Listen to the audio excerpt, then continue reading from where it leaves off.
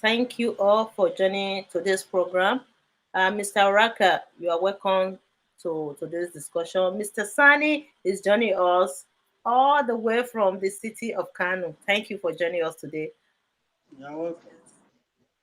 So we're here to discuss about international institutions.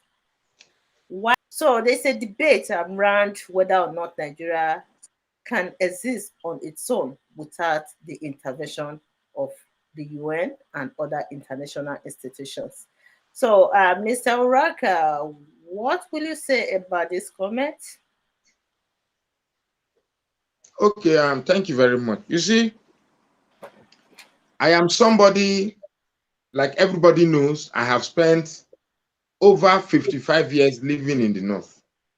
And I can confidently tell you, I can confidently tell you that there is absolutely nothing wrong with Nigeria.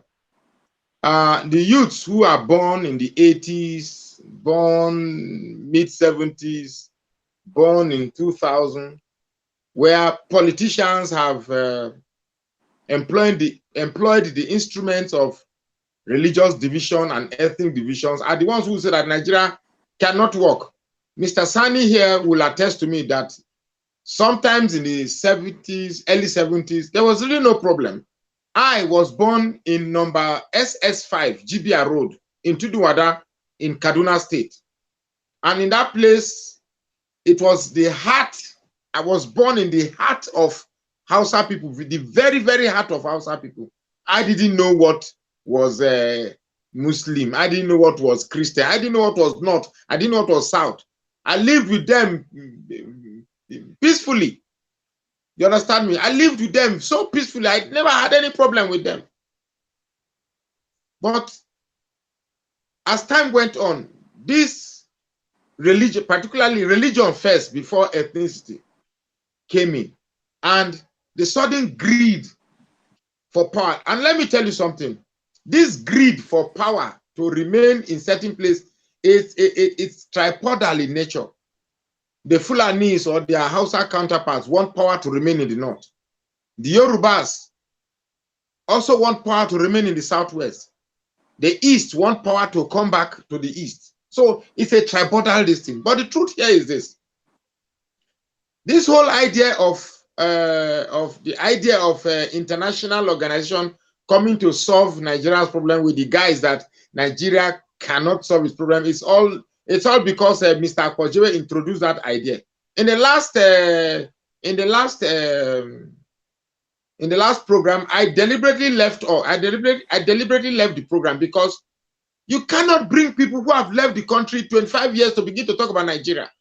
Whatever you know about Nigeria are things you are reading on book or seen on social media. You cannot compare what somebody knows about somebody while living outside to the person who is inside. They say he who tastes the I can't remember what the saying is, but the truth is that Sani and I, we live in Nigeria here. The taste, the tune. The Sani and I, we live in Nigeria, so we are the ones who can tell you about Nigeria. Whatever somebody brings outside there is rubbish. If it were not for politics, I don't think Sani and I have any problem. These politicians simply knew our bias and then decided to amplify our bias. They know that Mr. Sani is a Muslim and a pro-North. They know that Mr. Magnus is a Christian and a pro-South. And therefore, they need to create an artificial competition between Magnus and Mr. Sani so that Mr. Sani and Mr. Magnus will constantly think that there's a competition that needs to be won. The Fulani believe that there's a competition that needs to be won and therefore power must remain to them. The Yorubas believe that there's a competition and therefore power must come to them. The Igbos believe that there's a competition and power must come to them. At the end of the day, it is Nigeria that suffers. You get me? Now, if in Nigeria today, there was no religion and there was no ethnicity, I am sure our political choices would have been made different. But every time these same political actors, the very people who have destroyed this country, They come back after 4 years to renew the strategy of waking or reawakening our political biases, our religious biases, our ethnic biases, so that every 4 years, Sani and I will come here to start fighting one another. And when we fight one another, it is me and Sani that we lose. The people who gain are the same politicians. The Southerners who betray their own, they enjoy it. They don't care, because at the end of the day, there is a system that ensures that they get what they want, and then their selfish need. At the end of the day, the northern elite, they don't care. At the end of the day, they get the money which they don't even use in turn to even better the northern part. So why should Sani and I quarrel? Why are we quarreling? Mr. Raka, sorry about that. I have to jump in. Mr. Sani might be part of the elites, the northern elites. We are not sure. We have No. That I'm not even looking at that. The point I'm coming from, Mr. Sani knows what I'm coming from. You understand me? Every time we come here, it's almost as if there is a need to prove a point. Mr. Sani wants to defend the interests of the North. Mr. Magnus wants to defend the interests of the South. Of course, I'm a Southerner, but we are misplacing a priority here. I am first a Nigerian before a Southerner. Can Mr. Sani say the same thing, that he's first a Nigerian before a Fulani man? Because if we start agreeing that we are first Nigerians before our ethnic inclination, then solution will start building up. I told you I schooled in the University of Maiduguri. Trust me, what I'm telling you is not a lie. I was in the University of Maiduguri like a stranger. The people I met, people that were in the same school with me, people were in the same class with me, they saw me as a stranger because they believed, in fact, the man living in America is even considered, I was even considered living farther away from them than the man living in America. They see me as somebody from another realm. I wasn't seen as a Nigerian. The only time they viewed me as a Nigerian was when Nigeria is playing Atlanta 90, the Miracle of Daman.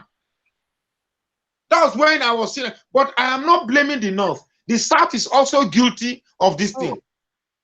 The South is also guilty, because the South too, when we also see them as somebody, people very, very, very far away from the country. So what is this? What the question we should be asking ourselves is that, where is this coming from? I think the masses who fight themselves to elongate the opportunities that are available to continuously to circulate these thieves to stop it. That is why I agreed to come on this program, because I'm tired of fighting with Sani. Sani is not the guilty person here. I am not the guilty person here. We are not the guilty person. There was a time in Nigeria when Sani and I, we lived together and there was no problem. So asking international community to come for a problem that a few political elites have engineered to ensure that Mr. Sani, a Fulani man, Mr. Magnus, a Yoruba man, continuously to see themselves as enemy in a Nigeria that can work. There's nothing wrong with Nigeria. It's just that a few political elites have come to amplify these biases, the religious and ethnic bias. Some group of people have understood what is it that makes the Yorubas to start fighting themselves. Some group of people have come to understand what will make the Igbos start fighting themselves, what will make the Edo start fighting themselves, what will make the entire South start fighting themselves. And everything they do is not even for the interest of the North, neither is it for the interest of the South. If the North has been in power for all these years, how come the North is still so backward? Because at the end of the day, it is for their personal interest, just as it is for the personal interest of the Southerners. Let me tell you something today. If Atiku loses this election, he will go back to Dubai, where he resides, and continue his life. Nothing will touch his children, nothing will touch anybody close to him. If Tinubu loses today, he will go back to his normal life and die peacefully. And I assure you that if Peter Obi loses, he will tell people not to fight. Game loses. It is us who have been adulterated by a system that ensures we continuously remain divided and fight. We are the ones that fight. We are the ones that make the pot boils. Hello, somebody's at the door. Come and check. We are the ones We are the ones that fight. We are the ones that make the pot boils. The politicians don't fight themselves in Abuja. The politicians go to hotel and pick the same women, if in fact even interchange women with themselves. They don't fight themselves. They eat in the same restaurant, drink the same food, drink and enjoy themselves. Because I wanted to just call you so that you will talk, you know. You're talking to me? Okay, but I can't see you here. So at the end of the day, you find out that the masses are the losers because we have allowed ourselves to play into the hands of the political elite, who ensures that they continue to recycle themselves if we remain divided. So we need a leader. We need a leader that will ensure that this artificial, or what I would rather say plastic division, is stopped. It happened during in this Buhari regime. There was a time, I've said it sometime before, I think it's several times. Buhari was sick and had to go abroad for medical treatment. In the 3 months or thereabout that Buhari was out of the country, Osinbajo took over. And that 3 months, the crisis in the southeast stopped. The crisis in the north stopped. Because the first thing Osinbajo did was to appeal or appease to the anger of people and beg them to come together. And the country started working. But when they saw that the country was working, they said Buhari come back, and Buhari came back and took us back to where we are. So if we have a country whereby Mr. Sani, irrespective of how convinced he is that Buhari is a failure, says that Buhari has performed over 90%, then we have a problem. If Mr. Magnus, irrespective of how his own tribal representation is adjudged to be bad, we say no, he is good, because I have conditioned myself that since he's my tribal man, I will not admit that he is wrong. Then if those clamoring for Tinubu, with all the evidence that suggests that the man is not capable, we say, okay, I'm going to support him because he's a Muslim man or because he's a Yoruba man. Then that is the problem of Nigeria. The problem of Nigeria is not a situation whereby UN or international community will come in. We are our own problem.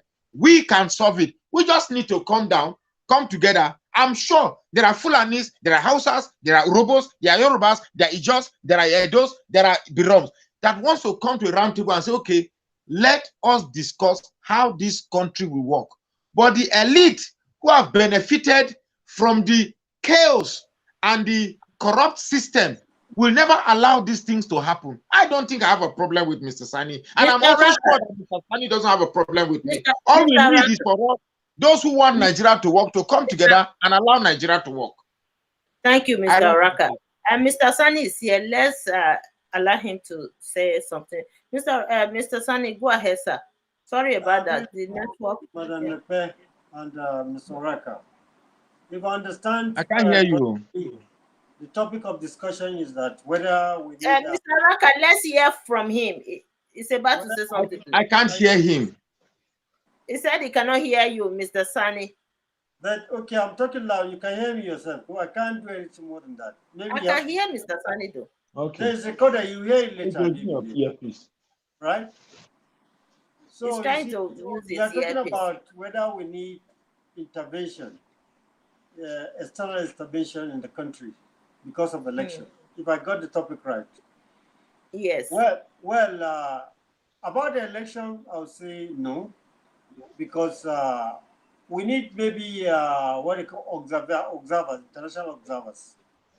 And then about the need generally, whether Nigeria needs foreign intervention, I would say yes and also no. You see, no country does not need foreign intervention. When America want to go to Afghanistan, they need Pakistan, India, as to intervene to help them in landing on some of the logistics. They did it. So as regards to insecurity in Nigeria, we need foreign, more advanced way of fighting crime as an intervention. If you go back to the time of Goodluck Jonathan have been looking for that opportunity for America to help, and they came, they observed, and they refused to help. In fact, Jonathan was asking them to sell weapons to him. They did not do it. They went to South Africa, cutting the plane with some money that they are going to buy weapon to fight that thing. They were not in support of Goodluck Jonathan. And also, if you look very well, uh, what achievement Buhari had made, which only somebody want to be blind or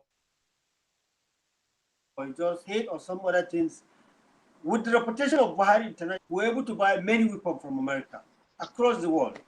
The country that refused to sell weapons to us, sold weapons to us. We have Tornado, this plane that is very effective in fighting terrorists. We got training. We got so many equipment to fight this international body. This criminal element called Boko Haram. So in that aspect, we need international cooperation. But to say about election, I think we are saying too much ado over nothing. There's nothing new about this election. If you remember in the 60s, the Wild West election in the Yoruba land, the wild fighting, killing election. It's true, nothing happened. America also have their own share of electoral problem. If you go back to the time of Bush, the junior, there was issue of rigging. And come back to Trump, there's no accusation of rigging by computer, something which is amount to rigging by the help of Russia. So all over the world, there's no country that just have smooth election without fracas. So I think what the elder man is suggesting, he keep praising Wale Soyinka. To me, Wale Soyinka is an anarchist. He doesn't have religion. He has not presented anything good about the country. Only literature, he writes literature which is for himself. He doesn't even live in the country. And Wale Soyinka is part of the people who give birth to cultism in Nigeria. And that is something that you cannot take away from him. And it's not something good about the country. So Wale Soyinka and his maybe it's the lack of Wale Soyinka, are not in a position to tell us what to do. They run away. We stay here. And we're building our country gradually. But the problem that we have in the country is that we are too fast. We are faster than our leg. The issue of North-South is normal. The Americans have the Yankees and the Confederates. They fought wars 2 times. The blacks and the white, they have issue up to tomorrow. The Caucasian and the Latinos, they have issue in America up to next tomorrow. The new Chinese are causing issues. But they keep it internally. But the problem of Nigeria is that some group or some section of Nigeria, if for some other reason we take this to international, like the IPOP and the rest now, they go and disgrace Nigeria, talk so many bad things about Nigeria, as if the UK they are saying there's no problem between the Scottish and the English and the Irish. All of these have serious problems. Remember Gary Adams, who was bombing UK, London, Bridge, all other places. So it's not new. So, but our people, they were so frustrated, they couldn't wait. See, we're talking about presidency now. Is that what presidency we're saying? Why must somebody disturb himself on what he cannot even show off? Nigeria will live 100 years to come. If Iwoman did not become president this election or next election, we have 150, we have more than 90 elections to come. So if you love the country, not for some other reason, why don't you wait? I'll give you an example. The only the North before was the Yorubas. In fact, there's alliance between the NCNC and the Sedona. The Igbos have alliance with the North. It's that alliance that gives all the security chiefs are Igbo. Major offices are held by Igbo in his government. But now we are making progress. The Yoruba that are always wild west against the North, never work with North. Now they are working with North. So what remains again? For the Igbos, after a time or 2 or 10 years, 5 years, to realize how it works and join Nigeria, and Nigeria will become normal. Anybody can be anything. So, but we are so much in a hurry. This is the problem. We want to die like if we are going to die. Nigeria will live 100 years, 200 years, who knows? So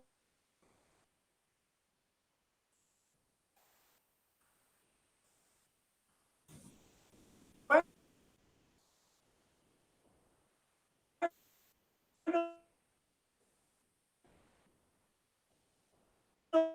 not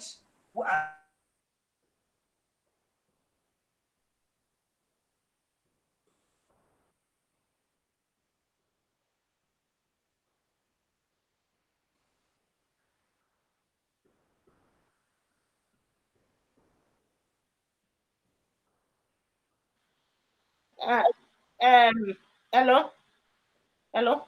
Hello.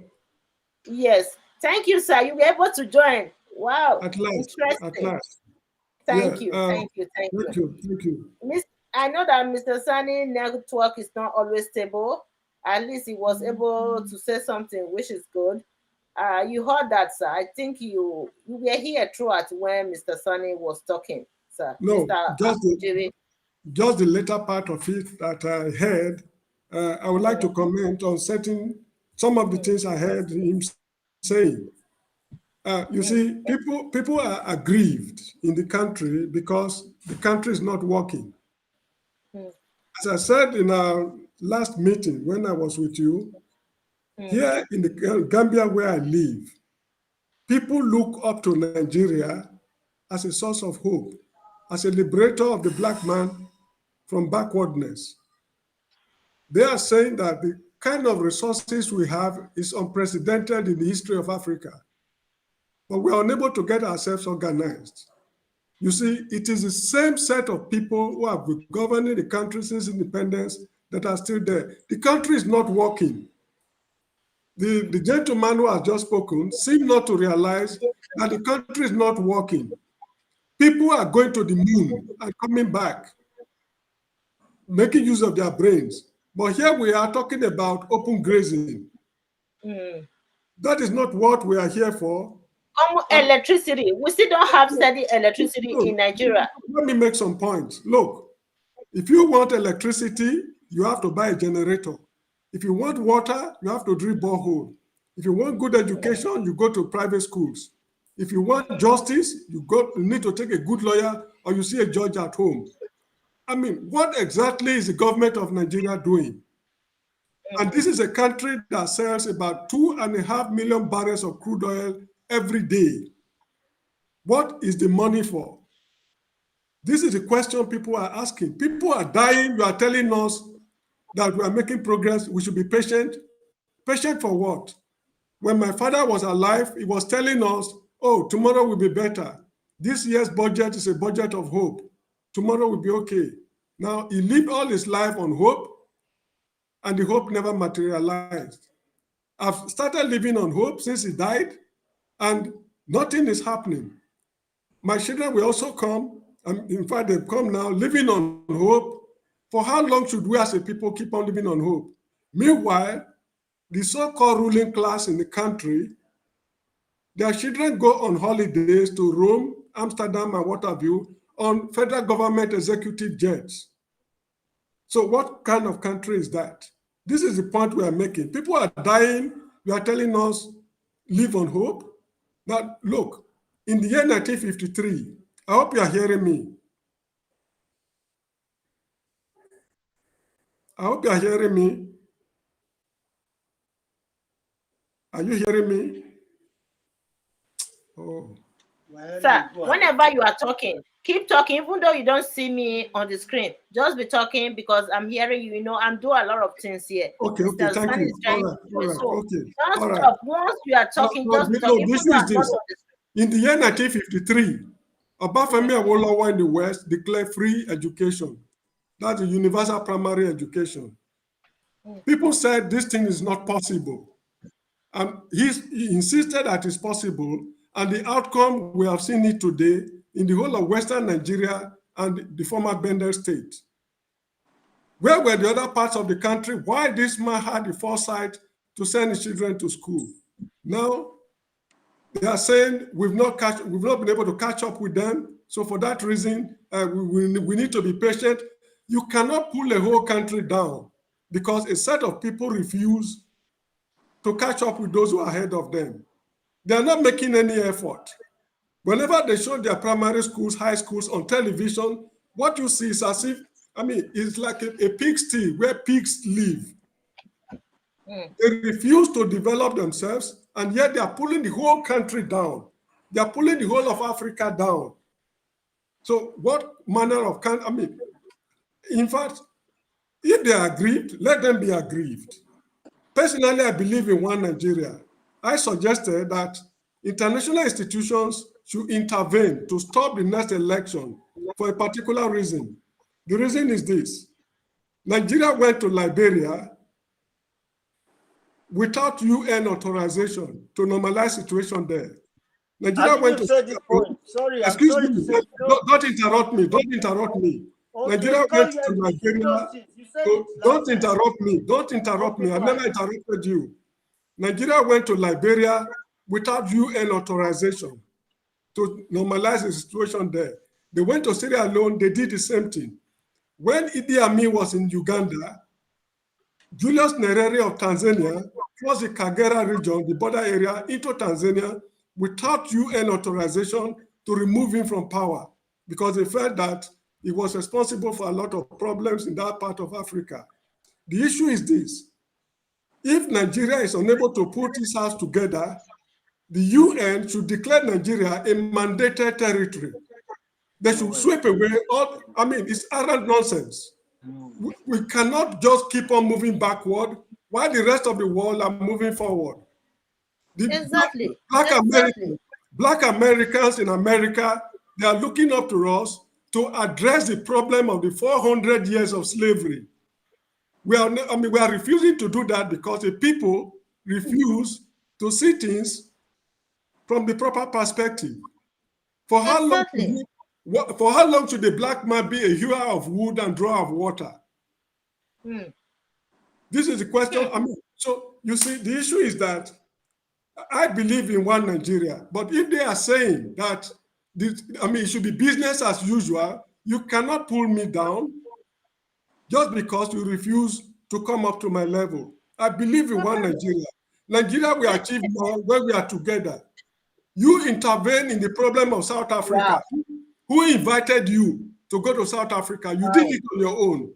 You intervened in the problem of Zimbabwe during the reign of Ian Smith. Who invited you? Nobody invited you. You went on your own. In Angola, you assisted the MPLA to gain independence from Portugal.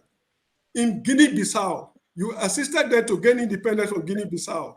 In Mozambique, sorry, because of time. Let him talk. Let him talk. Just let me talk. You assisted them to gain independence in Mozambique. Nobody invited you.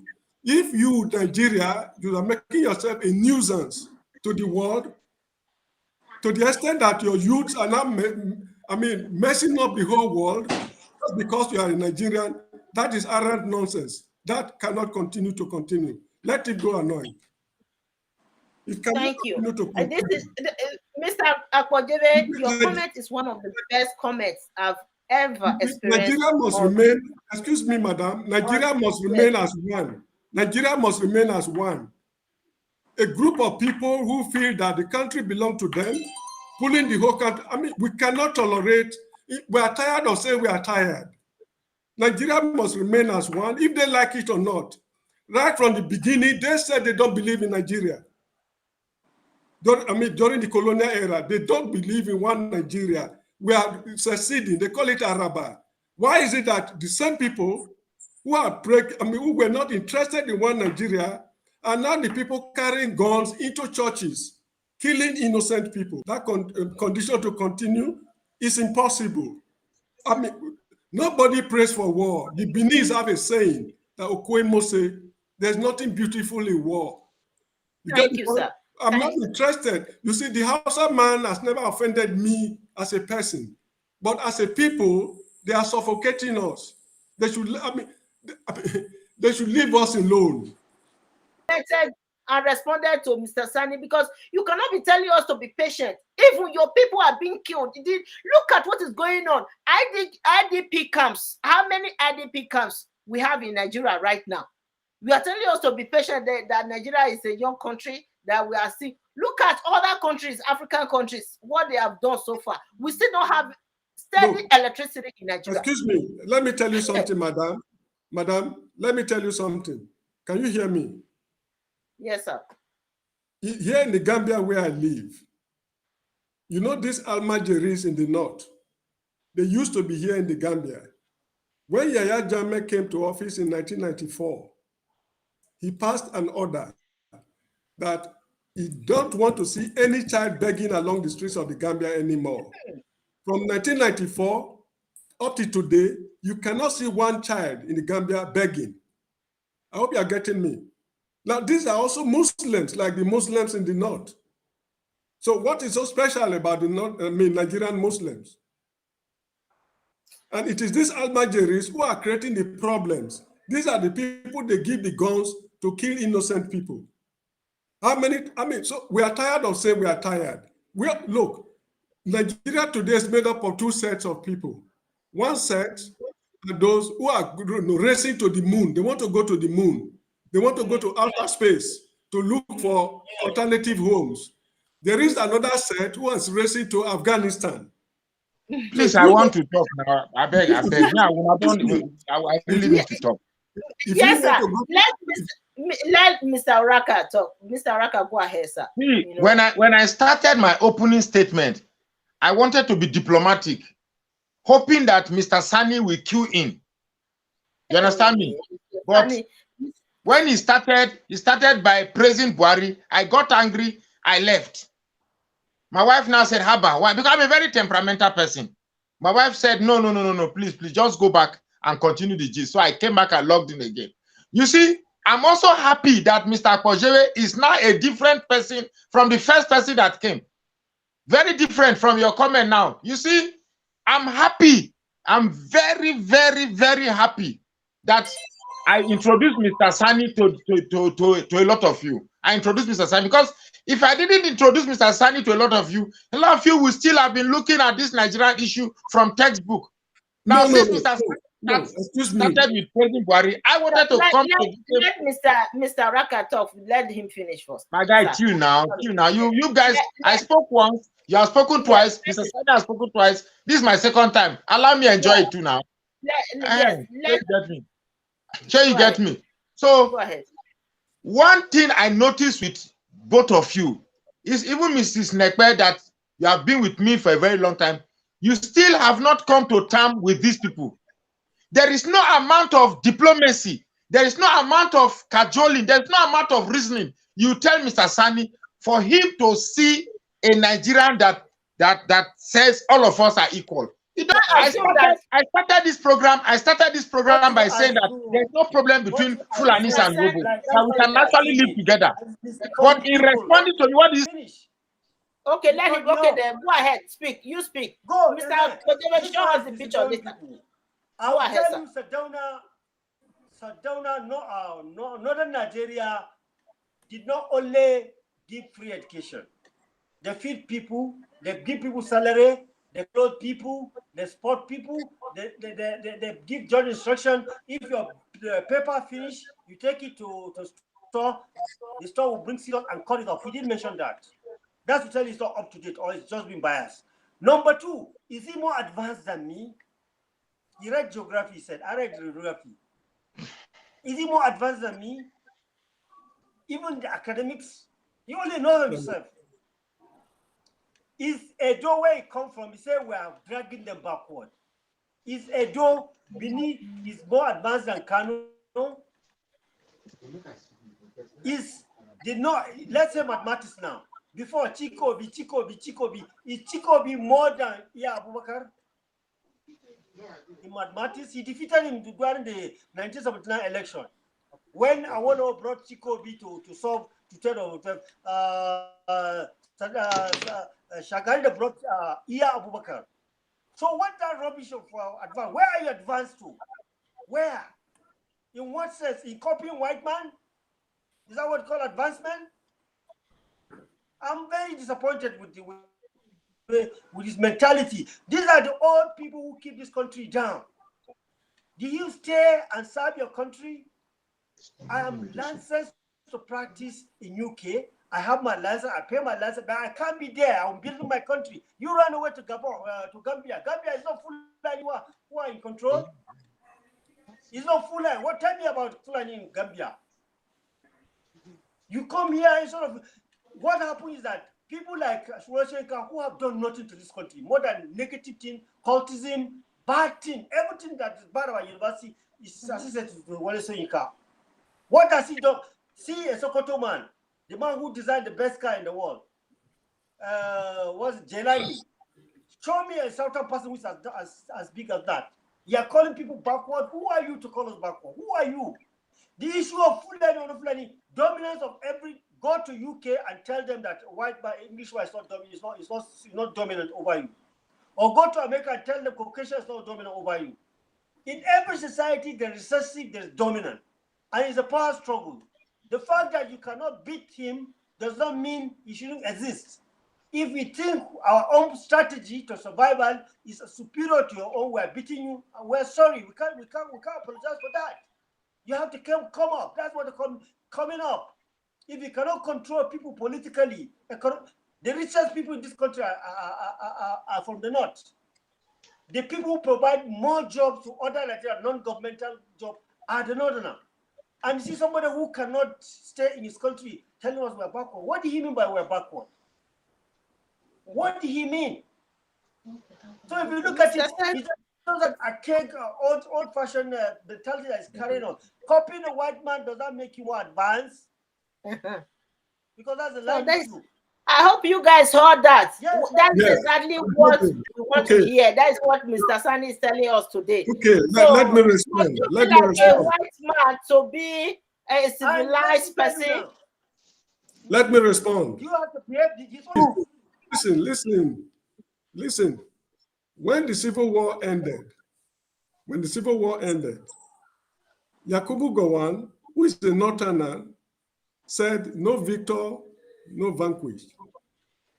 He said it for one reason, because when World War I ended in 1918, in 1919, the world powers went to a place they call Versailles in France to sign the Versailles Treaty that officially ended the war.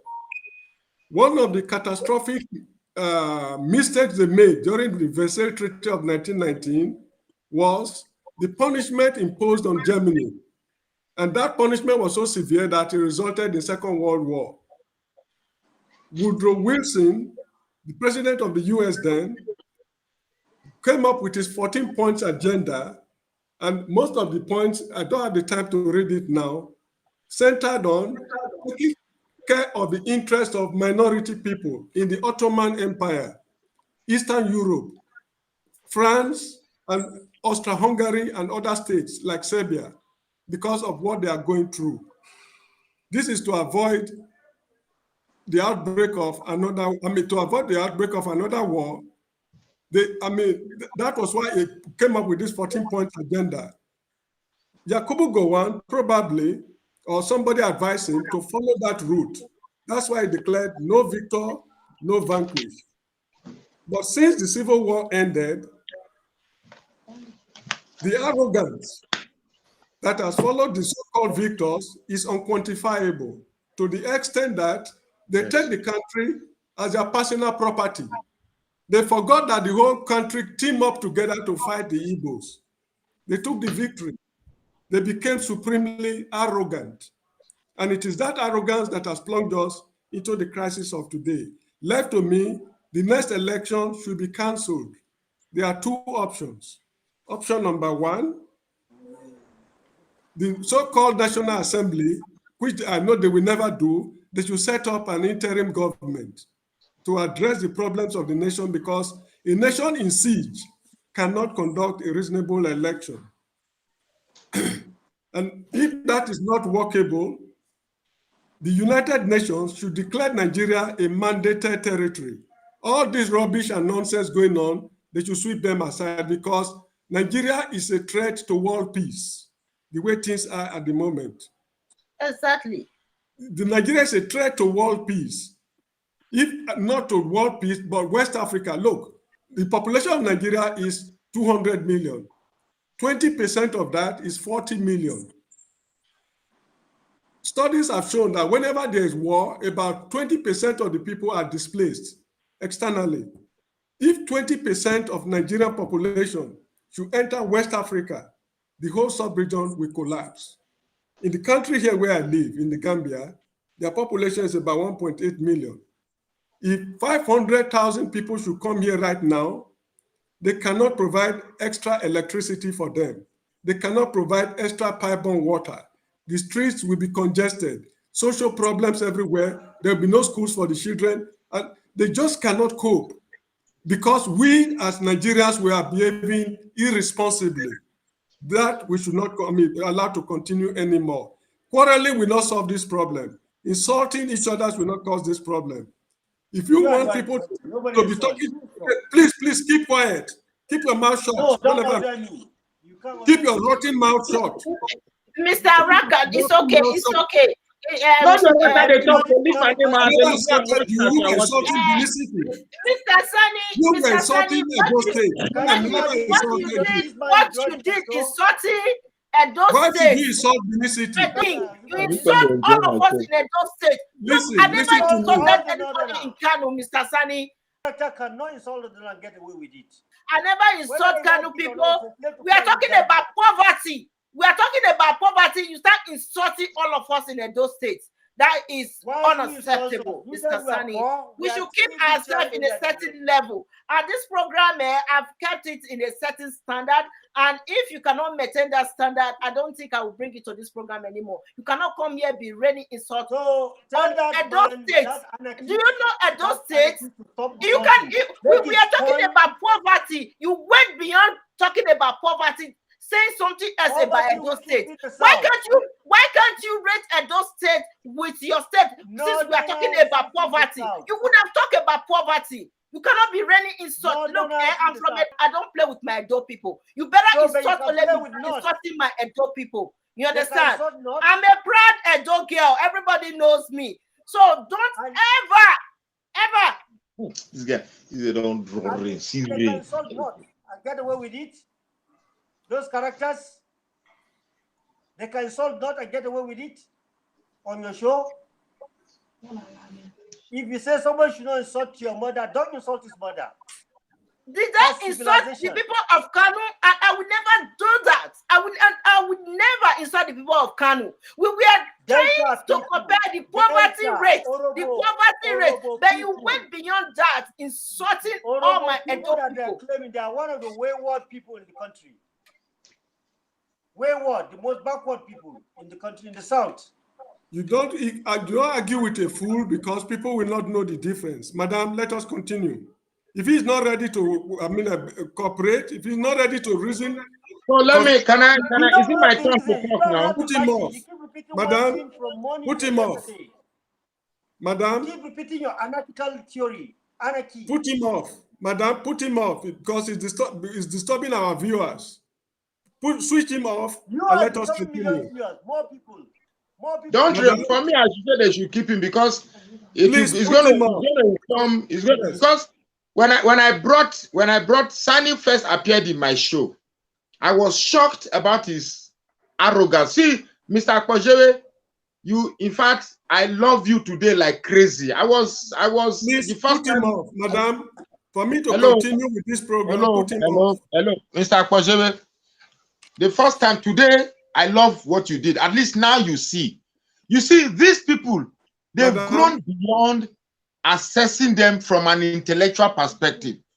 There was a time when I viewed Nigerians' issues from history, from textbook, from Western education. These people are straight-jacketed in their ideology. Nothing you will tell them that the idea of Nigeria should work as one. They don't, these things are alien to them. telling them that Madam? Nigeria should be one, Mr. everybody should be Sani equal. came to this program telling us that there's no problem of insecurity in the north. He's trying to Madam? cover up for the northerners, of which his people are being killed every day in the north. What type Madam? of Why will he Madam? say? Why will he say there is insecurity when it is own the people? security level is getting better, and there's no killing, there's no bombing, there's no this. It was just painting the north as if there's no problem of insecurity. In fact, if I had not come back, I would have regretted. Now I'm come back. I'm very happy. At least Mr. Akpojere has learned something very, very fundamental about these people. Now you know that these people with you cannot be using these people are. In fact, these people, if you know what we are going through with them in the north here, you'll be shocked. Madam, please He was switch him off. insulting Edo people. Please saying switch him. rubbish about Edo. I would never Madam, forgive he has gone off. unless he come and apologize to me. You cannot come on my channel and be insulting my people, which I didn't insult your Kanu people. For what? Madam, For what? Madam, switch him off. He's already off. You can talk. Okay, I want to see if I can Please, show you. hold on, Nekpe. Please be making discussion. Let's say 2 minutes. You speak for 2 minutes. You don't speak 2 minutes. 2 minutes, so that everybody can have a chance to say something. Okay. Now the issue is this. As I said, you don't argue with a fool because people will not know the difference. So it's good that it's off. Madam Nekpe, please do us a favor. Switch him off from your end.